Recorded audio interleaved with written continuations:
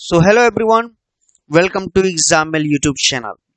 And in this special video, we are going to discuss about a chapter of class 10 English literature, and the chapter is the Sermon at Banaras. This chapter is about the first preaching of Gautama Buddha to Kisha Gautami about reality of death. Before starting this chapter, if you are new on this YouTube channel, so please subscribe this channel and press the bell icon to get regular updates from this channel. And if you like the video, please share it to your friends and follow us on Instagram. So before wasting your time, let's start this chapter. सो दोस्तों यहाँ आप देख पा रहे हैं आपका chapter यहाँ से स्टार्ट होता है। आइए वो लाइन बाय लाइन करके एक्सप्लेन करने की कोशिश करेंगे। एक एक डिफिकल्ट मीनिंग को हम यहाँ पर डिस्कस करने का प्रयास करेंगे। सो आइए स्टार्ट करते हैं इस चैप्टर को। यहाँ लिखा हुआ है Gautam Buddha 563 BC and 483 BC began life as a prince named Siddharth Gautam. कह रहा है कि जो गौतम बुद्ध हैं उन्होंने अपनी जीवन की शुरुआत की एक प्रिंस यानी एक राजकुमार के रूप में, जिनका नाम था Siddharth Gautam. In northern India यानी उत्तरी भारत में। 8-12 यानी 12 वर्ष की अवस्था में he was send away for schooling, वो स्कूलिंग के लिए भेजे गए। इन हिंदू सेक्रेड स्क्रिप्चर यानी हिंदुओं के पवित्र धर्म ग्रंथों को पढ़ने के लिए। एंड 4 years लेटर और 4 वर्ष बाद ही रिटर्न्ड, वह लौटे, होम मतलब घर, टू मैरी यानी विवाह करने के लिए, अ प्रिंसेस यानी एक राजकुमारी से। दे हैड अ सन यानी उनका एक पुत्र हुआ। एंड लिव्ड और वो रहे 14 years 10 वर्षों तक। एज विफिटेड, विफिटेड का मतलब होता है एप्रोप्रिएट, इसका मतलब उचित। रॉयल्टी का मतलब होता है शानो शौकत से या राजसी ठाट बाट से। यानी उनका एक पुत्र हुआ और वो 10 वर्षों तक उचित रूप से या बिल्कुल बढ़िया तरीके से राजसी ठाट बाट के साथ रहे, है ना, या कह सकते हैं बिल्कुल राजसी ऐशो आराम के साथ रहे। कह रहा है at about the age of 25 यानी कह रहे हैं कि लगभग 25 वर्ष की अवस्था में द प्रिंस यानी जो राजकुमार थे, हियर टू फोर इसका मतलब होता है तब तक, सील्डेड यानी बचे रहे, फ्रॉम द सफरिंग कष्टों से या दुखों से, ऑफ द वर्ल्ड यानी संसार के। ठीक, यानी कह रहा है कि लगभग 25 वर्ष की अवस्था तक जो राजकुमार थे वो दुखों से क्या हुआ, बचे रहे। ठीक ना। वाइल आउट हंटिंग यानी कह रहा है कि एक बार शिकार पर बाहर जाते हुए, चांस्ड अपॉन यानी उस संयोग से उन्हें मिला, क्या मिला, अ सिक मैन यानी एक बीमार व्यक्ति। यहाँ चांस्ड अपॉन का मतलब होता है संयोग से मिलना। ठीक ना। तो कह रहे हैं कि एक बार शिकार पर जाते हुए उन्हें संयोग से एक बीमार व्यक्ति मिला। देन एन एज्ड मैन और उसके बाद उन्होंने क्या देखा, एक एज्ड मैन यानी बूढ़े व्यक्ति को, बुजुर्ग व्यक्ति को। देन अ फ्यूनरल प्रोसीजन, दोस्तों फ्यूनरल प्रोसीजन होता है शव यात्रा को हम बोलते हैं। ठीक ना। फ्यूनरल प्रोसीजन मतलब होता है शव यात्रा। तो पहले उन्हें क्या मिला, एक बीमार व्यक्ति मिलता है, फिर एक बुजुर्ग व्यक्ति मिलता है, और अब इन्हें जो है एक शव यात्रा देखने को मिलती है। एंड फाइनली और अंततः अ मोंक इन्हें एक साधु दिखता है, बेगिंग फॉर आर्म्स जो कि क्या कर रहा था, भिक्षा मांग रहा था, भिक्षाटन कर रहा था। ठीक, तो उन्होंने लगभग 4 दृश्य देखे। पहला क्या देखा इन्होंने, बीमार व्यक्ति को, फिर बुजुर्ग व्यक्ति को, फिर एक शव यात्रा को, और लास्ट में देखा एक मोंक को यानी एक साधु को जो कि भिक्षाटन कर रहा था, भिक्षा मांग रहा था। These sights यानी इन सभी दृश्यों ने so much moved उन्हें इतना बदल दिया, that कि he at once वह तुरंत ही went out निकल पड़े, into the world संसार में, to seek मतलब खोजने के लिए, enlightenment यानी ज्ञान, concerning to sorrow यानी दुखों को ध्यान देते हुए, he had witnessed जिसे उन्होंने अपनी आंखों से देखा था। विटनेस का मतलब होता है आंखों देखा। ठीक ना। तो कह रहे हैं कि उसके बाद उन्होंने तुरंत ज्ञान की खोज में संसार में निकल गए, दुखों का ध्यान देते हुए जिन्हें उन्होंने अपनी आंखों से देखा था। He wandered for 7 years यानी कह रहा है कि वो 7 वर्षों तक भटकते रहे, घूमते रहे। एंड फाइनली और अंततः set down under a people tree और अंत में वो क्या हुआ, एक पीपल के वृक्ष के नीचे बैठ गए। वेयर ही वोव्ड, वोव्ड का मतलब होता है प्रतिज्ञा करना, जहां उन्होंने प्रतिज्ञा की, टू स्टे रहने का या ठहर जाने का या रुक जाने का, अंटिल एनलाइटमेंट का यानी जब तक कि उन्हें ज्ञान नहीं मिल जाता। यानी उन्होंने उस पीपल वृक्ष के नीचे तब तक बैठने की प्रतिज्ञा की जब तक उन्हें ज्ञान नहीं हो जाता, यानी उनमें ज्ञान का प्रकाश नहीं भर जाता। ठीक, अब आगे देखते हैं। Enlightened after 7 years, he remained the Bodhi tree of wisdom, and began to teach and to share his new understanding. So यहां से समझने का इसको प्रयास करते हैं। देखिए ये चैप्टर कुछ ऐसे है, 1 मिनट। यहां से Enlightened का मतलब होता है ज्ञान प्राप्त करने के बाद या ज्ञान मिल जाने के बाद। आफ्टर 7 डेज यानी 7 दिनों के, यानी 7 दिनों के बाद जब इनको ज्ञान मिल गया, ही रीनेम्ड, उन्होंने दोबारा नाम रखा द ट्री यानी उस वृक्ष का, द बोधि ट्री यानी बोध वृक्ष, जिसे कहा जाता है ट्री ऑफ विजडम यानी बुद्धि का वृक्ष या बुद्धि का पेड़। And began to teach, and उन्होंने शुरू किया, टू टीच मतलब सिखाना, एंड टू शेयर और बांटना, हिज न्यू अंडरस्टैंडिंग, यह अंडरस्टैंडिंग का मतलब है नॉलेज या ज्ञान। तो उन्होंने जब 7 दिनों के बाद उन्हें ज्ञान प्राप्त हो गया तो उन्होंने उस वृक्ष का नाम बोधि वृक्ष रख दिया, जिसे बुद्धि का पेड़ कहा जाता है। और इन्होंने लोगों को समझाना और अपने नए ज्ञान को बांटना शुरू किया। आगे लिखा है, at that point he became known as the Buddha, और कह रहे हैं कि इसी समय वो जो है बुद्धा के नाम से क्या हो गए, प्रचलित हो गए। ठीक, या बुद्धा के नाम से जाने गए। द अवेकेंड ऑफ इनलाइटेंड, जिन्हें जागृति या प्रबुद्ध कहा जाता है। ठीक, the Buddha preached his first sermon at the city of Banaras.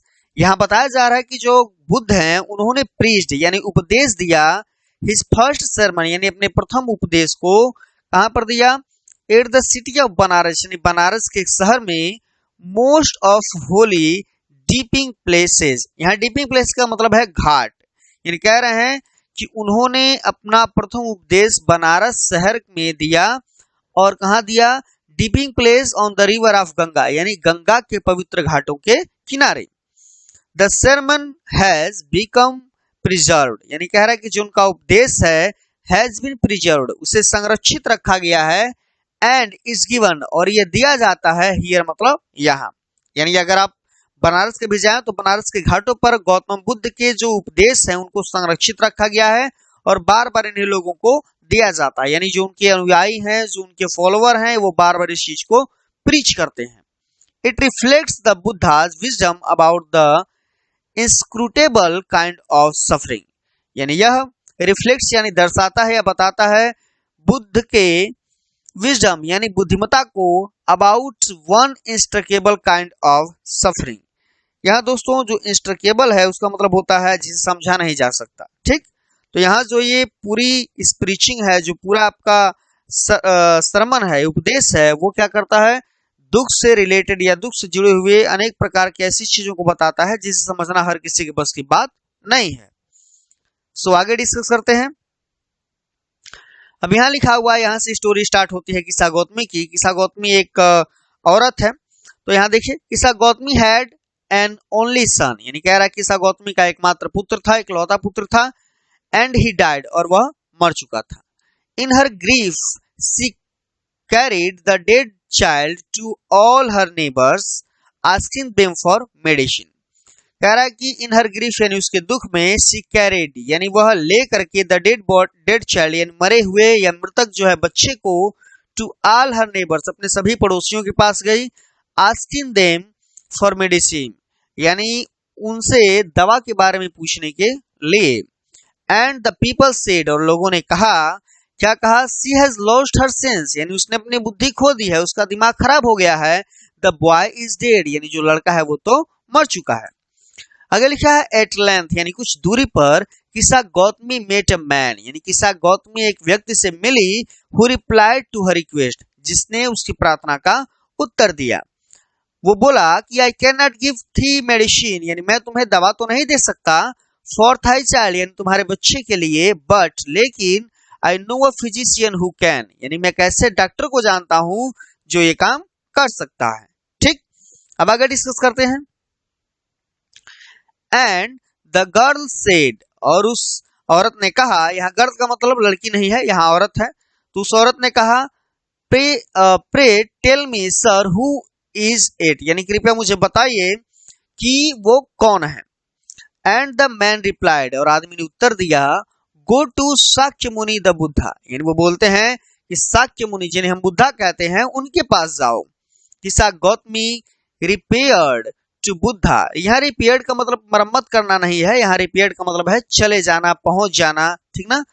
तो कह रहा है कि किसा गौतमी रिपेयर्ड, यानी किसा गौतमी जो है वो पहुंच गई या चली गई, टू द बुद्धा यानी बुद्धा के पास, एंड क्राइड और रोने लगी, और रोते रोते क्या बोली, लॉर्ड एंड मास्टर यानी भगवान and Swami, give me the medicine which that will cure my boy, यानी क्या है, वो कहते हैं कि मुझे कृपया कुछ ऐसा मेडिसिन दीजिए जिससे मेरा जो बच्चा है वो बिल्कुल ठीक हो जाए या उसका इलाज हो पाए। द बुद्धा आंसर्ड, यानी बुद्धा ने उत्तर दिया, I want handful of mustard seed, यानी मुझे एक मुट्ठी सरसों के बीज चाहिए। And when the girl in her joy promised to procure it, यहाँ प्रोक्योर का मतलब होता है प्राप्त करना या लेना या ग्रहण करना, तो आगे लिखा है कि एंड मतलब और, when the girl यानी जब उस औरत ने, in her joy यानी खुशी से, promise यानी वादा किया, to procure it यानी इसे ला देने का या प्राप्त कर देने का, the Buddha added, तो बुद्धा ने आगे बोला, the mustard seed must be taken, यानी मस्टर्ड सीड यानी सरसों के बीज वहीं से आने चाहिए, from house where no one has lost a child, जहां किसी ने ना अपना बच्चा खोया हो, हस्बैंड ना अपना पति खोया हो, ना माता पिता खोया हो, और फ्रेंड्स और ना ही फ्रेंड्स खोए हो। तो जब गौतम बुद्ध ये कहते हैं कि मुझे एक मुट्ठी सरसों के बीज ला करके दो, तो ये जो औरत है वो थोड़ी सी प्रसन्न होती है और एक मुट्ठी बीज लाने का तुरंत वादा कर देती है। लेकिन जब बुद्धा आगे जोड़ते हैं कि सरसों के बीज उसी हाउस से लाने हैं जहां किसी की डेथ ना हुई हो, ना वहां कोई चाइल्ड मरा हो, ना हस्बैंड, ना पेरेंट, ना फ्रेंड, यानी उस घर में किसी की भी डेथ ना हुई हो। सोल आगे बढ़ते हैं। अब यहां देखिए दिया हुआ है, poor Kisa Gotami now went from house to house, यानी जो बेचारी किसा गौतमी है वो एक घर से लेकर के दूसरे घर तक गई, या कह सकते हैं एक एक घर उन्होंने घूमा। And the people pitied her and said, यानी लोगों ने ऊपर दया दिखाई और कहा, हियर इज मस्टर्ड सीड, यानी ये लो मस्टर्ड सीड यानी सरसों के बीज, टेक इट इसे ले लो।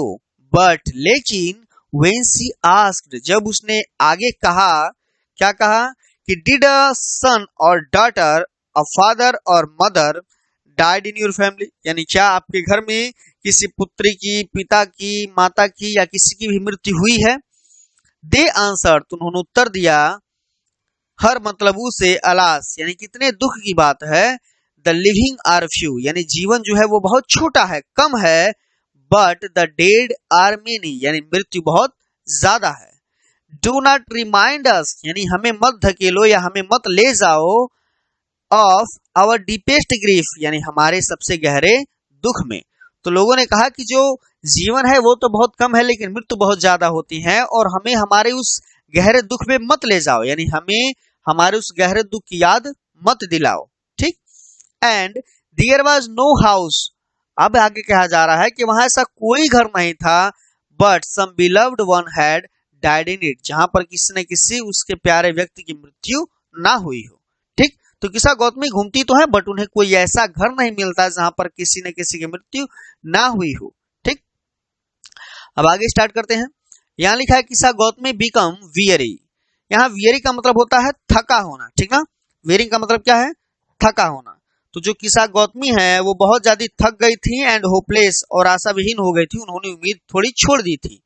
एंड सेट डाउन, और वो बैठ गई, एट द वे साइड, सड़क के किनारे, वाचिंग यानी देखते हुए, द लाइट्स यानी लाइट्स को, ऑफ द सिटी यानी शहर के, एज दे फ्लिकर्ड अप, जो कि क्या होते थे, टिमटिमाते थे या झिलमिलाते थे, and where sorry and were extinguished, और बुझ जाते थे, अगेन यानी दोबारा। तो जब उन्होंने देखा कि ऐसा कोई घर ही नहीं है जहां पर उस प्रकार की शर्त के साथ मुझे ये सरसों मिले, तो वो थोड़ी सी थक भी गई थी, क्योंकि उन्होंने हाउस टू हाउस घुमा हुआ था और साथ ही साथ होपलेस हो गई थी।